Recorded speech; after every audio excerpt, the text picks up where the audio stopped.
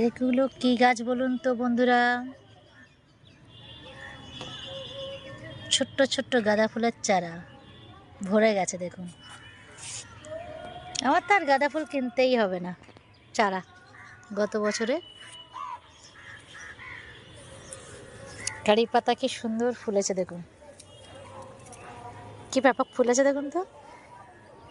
এটা পেঁপে গাছ তো হয়, দেখা যাক এবছর পেঁপে হয় কি। শীতের কম্বল কেচে মেলে দেওয়া আছে। আর দেখাই একটু, কি সুন্দর সর্ষে ফুল ফুটে আছে দেখুন, লাগছে না ব্যাপক? খুব সুন্দর লাগছে কিন্তু। গোলাপ ফুল তো এখনো ফুটছে। আচার,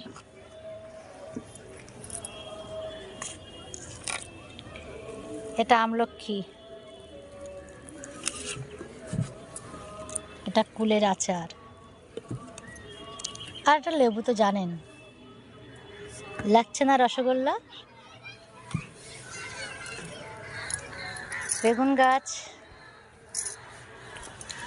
বেগুন ধরেছে দেখুন, কি সুন্দর বেগুন ফুলেছে না? দেখুন তো কি দারুণ দারুণ লাগছে ফুল গাছগুলো।